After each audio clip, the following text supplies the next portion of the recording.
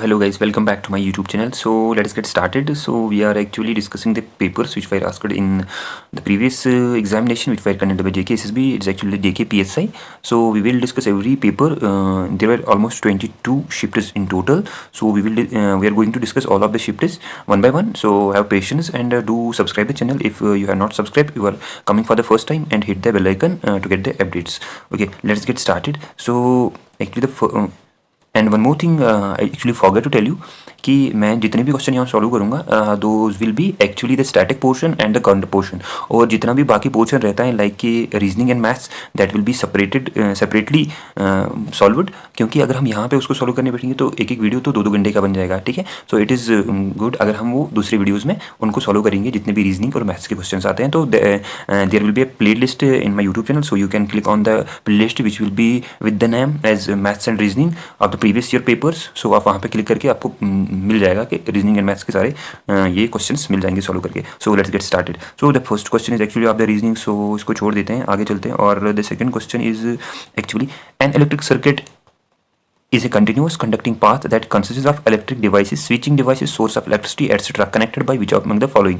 So simple सी बात है कि switch devices, source of electricity को कैसे हम कनेक्ट करते हैं. इसको हम करते हैं कंडक्टिंग वायर से, प्लास्टिक रॉड से, ग्लास चिप से या ग्लास रॉड से. दो दीज ये तो कैंसिल हो गए, प्लास्टिक रॉड्स भी कैंसिल हो गए. तो कंडक्टिंग वायर से, कंडक्टिंग वायर सिंपली जितनी वायर्स हमारी होती हैं वो कंडक्टिंग वायर्स होती हैं जो करंट को कैरी करती हैं. What is current? Current is actually the flow of electrons. तो फ्लो ऑफ इलेक्ट्रॉन्स किस में से हो जाएगा? That will B through the conductor. और एक बात मैं आपको आज लाइफ में बोलूँगा कि आई डोंट नो कि आप में कितनों का ये साइंस बैकग्राउंड रहा है. जो भी नॉन साइंस बैकग्राउंड है वो ध्यान में रखिएगा, क्योंकि साइंस बैकग्राउंड वालों को तो पता होगा करंट जो होता है, जो फ्लो होता है, वो कभी भी नहीं, फ्लो ऑफ इलेक्ट्रॉन्स कभी भी नहीं इनसाइड द, क्या बोलते हैं उसको, कंडक्टर के इनसाइड नहीं होता है. कंडक्टर के इनसाइड कभी भी करंट नहीं होता, ये आप ध्यान रखना. वायर के इनसाइड करंट नहीं होता, वायर के ऊपर करंट होता है. On through the surface current move करता है, इनसाइड कभी नहीं सर ये होता है, ये ध्यान रखना.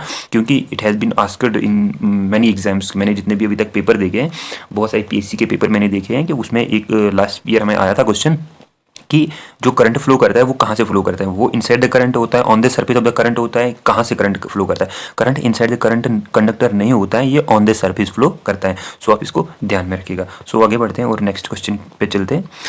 विच ऑफ द फॉलोइंग, चलो रीजनिंग का क्वेश्चन है, छोड़ देते हैं. अमंग द फॉलोइंग रीजनिंग का क्वेश्चन है. What is the name of the, हाँ ये क्वेश्चन रीजनिंग का नहीं है. What is the name of the national rating system for green building in India. जो क्वेश्चन मतलब जहाँ पे डिस्कशन करने लायक होगा तो मैं वहाँ पे डिस्कशन करूँगा, जहाँ पे डिस्कशन करने लायक नहीं होगा so I will just tell you the options.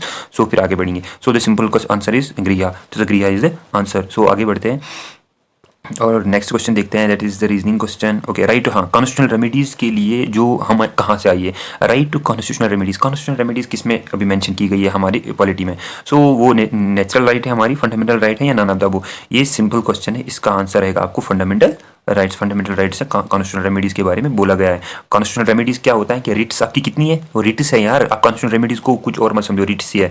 Constitutional remedies actually किसने बोला था? कॉन्स्टिट्यूशनल रेमेडीज़ जो हमारा 30 कौन सा 31st और 32nd, आप मुझे कमेंट करके बताइएगा 31st और 32nd कौन सा, किसको बोला था?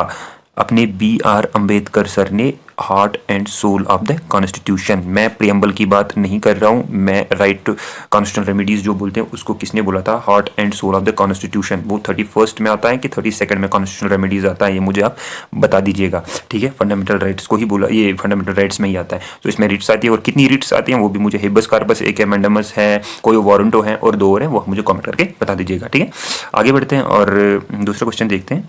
Renu introduce people. रीजनिंग का क्वेश्चन है तो छोड़ देते हैं, आगे बढ़ते हैं. Juice is not mentioned, sorry justice is dash, justice is not mentioned in preamble of the constitution. Constitution में 3 ही जस्टिस है, social, political and economic justice. तो सोशल है, बिल्कुल है. रिलीजियस है, नहीं है.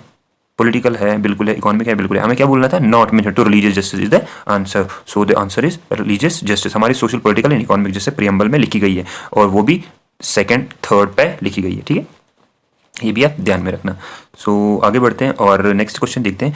विच is the apex governing body of the air sports in India. Air sports की एपेक्स बॉडी कौन सी है? आगे जो है वो लिखा है, that is not our case. Air sports की, ये तो मेरी ब्रांच का क्वेश्चन है.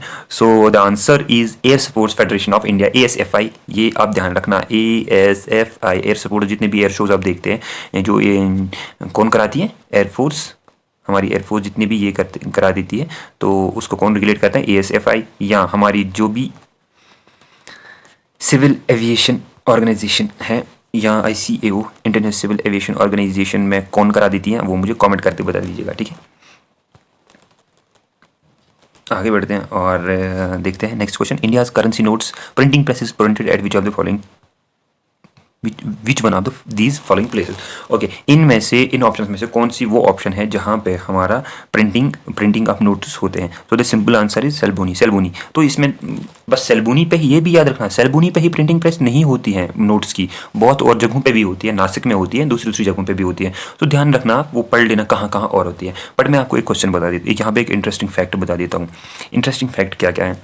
इंटरेस्टिंग फैक्ट ये है, एक्चुअली हमारा क्या होता है, एक होती है कॉइन्स, 1 रुपी, 2 रुपी, 3 रुपी, 3 रुपी तो नहीं आती, 5 रुपी, 10 रुपी, ठीक है, ये कॉइन्स आती है हमारी, ठीक है। और 100 रुपये की कॉइन भी आती है, ये भी ध्यान रखना, ठीक है, क्योंकि ऑप्शन में कभी भी दिया होगा विच of the following is not a coin. 100 rupee coin आती है और 1000 रुपीज़ की भी कॉइन आती है, ये भी आप ध्यान रखना, ठीक है। तो इसमें क्या है कि जो हमारी कॉइनेज है और हमारी जो नोट्स हैं, नोट्स को कौन प्रिंट करता है और कॉइनेज को कौन मिंट करता है? कॉइनेज को बनाने को मिंट बोलते हैं और प्रिंटिंग को, ये नोट्स को बनाने को प्रिंट बोलते हैं, ठीक है। प्रिंट बनाता है RBI, प्रिंटिंग करता है RBI, और कॉइनेज करता है गवर्नमेंट ऑफ इंडिया, ये भी ध्यान रखना। और RBI में एक नोट होता है, वो मुझे बता दीजिए कमेंट करके, 1 रुपी होता है कि 5 रुपी होता है, ठीक है। उसको साइन करता है सेक्रेटरी, बाकी को साइन करता है गवर्नर, कॉइनेज करता है गवर्नमेंट, ये भी आप ध्यान में रखिएगा। ये थोड़ा एक्स्ट्रा इन्फॉर्मेशन को मैं आपको दे रहा हूँ, ठीक है। आगे बढ़ते हैं और देखते हैं नेक्स्ट क्वेश्चन। ये क्वेश्चन यहाँ पे गुम हो गया है, but is the full form of UPS। UPS किसको बोलते हैं? Upper primary school? अरे नहीं गधो, it is uninterrupted power supply. Uninterrupted power supply, ये भी ध्यान रखना, ठीक है।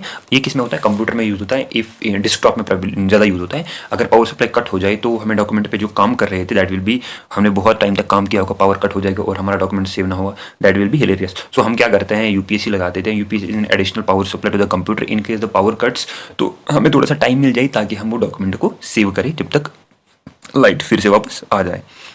So the answer is uninterrupted power supply, ठीक है। आगे बढ़ते हैं और हमारा नेक्स्ट क्वेश्चन देख लेते हैं। The unique Gandharian style of art is heavily influenced which of the following art style.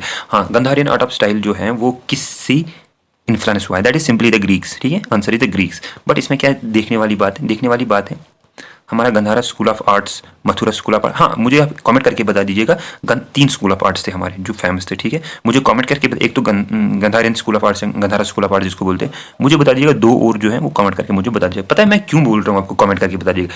For example मुझे पता है या मैंने पढ़ा है कहीं पर 2 कौन है। अगर आप हमको मैं यहाँ बोलूँगा ना, आप बस सुनोगे और छोड़ दोगे। अगर आप मैं बोलूँगा ना, आपको अंदर से रहेगी चुल के मुझे जानना है कि दूसरी कौन सी तीसरी। आप जब पढ़ोगे ना खुद, वो आपको डेफिनेटली याद रहेगा। तभी मैं आपको बोल देता हूँ कि आप मुझे बता दीजिएगा 2 और कौन सी है।